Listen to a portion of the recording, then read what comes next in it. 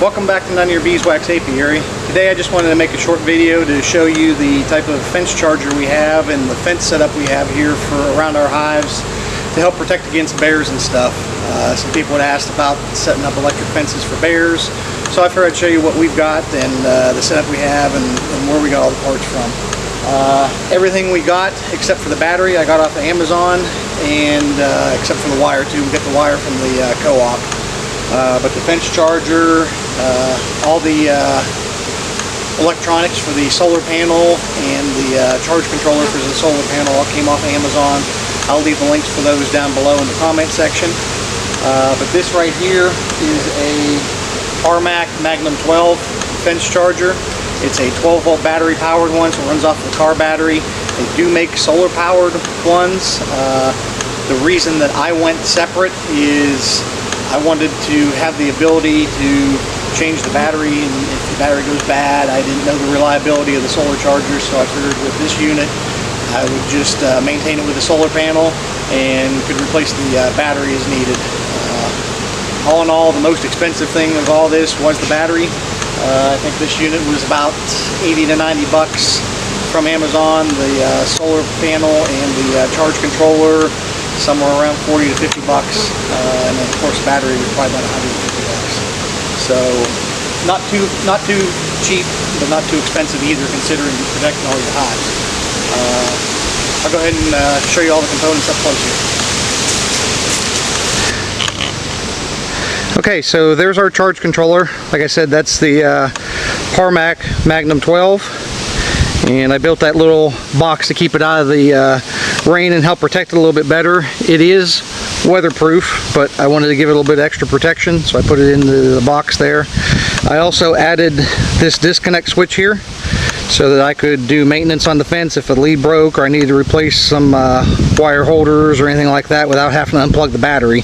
So I put that disconnect on there. I just pull that switch up, it de-energizes the fence.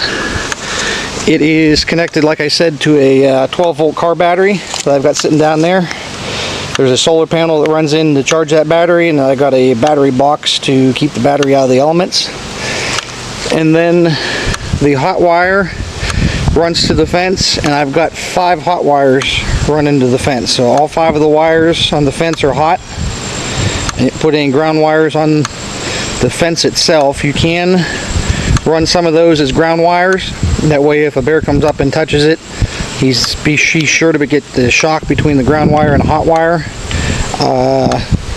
I hadn't had any issues, so I've got it set up like this. Figured the bear standing on the ground would be the ground for it, so hopefully that works. If not, I'll run a ground wire in between some of those. And then, speaking of grounding, over here I've got 3 ground rods driven into the ground. You see one of them right there, but there's 3 of those in line to give it the ground that it needs to give the shock. Okay, so we had to move outside the fence because I had a couple bees that were telling me they didn't want me inside there. They tend to not like this camera for some reason, so they buzz around and try to sting me like I've got one trying to right now. So here is the outside. Like I said, I've got 5 hot wires, and then over here I've got a gate to get into the fence, so I can get in right there and remove all 5 wires. And as you can see, this is all of our front hive area right here. So like I said, this is a 30-mile charger, so it's got plenty, it packs plenty of punch right there for that small area. But that's what you want, especially with black bears and their fur size, thickness, and stuff like that. So, and then charging our battery, we have one solar panel right there, and then there's a charge controller tucked away underneath here that controls the charge to the battery, so it doesn't overcharge the battery. It trickle charges the battery to give it what it needs.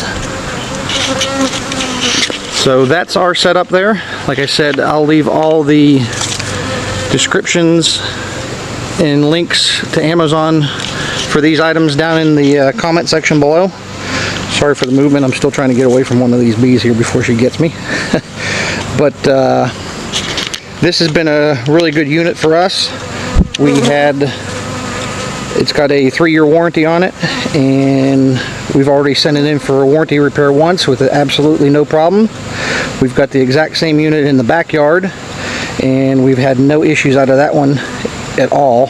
So I do think these are good units, and that's what we're using and happy with. So be sure to like and subscribe, leave any comments or questions you have below. And if you have any ideas for what you'd like to see from a future video, just leave a comment down below and we'll try to make it happen. Thanks.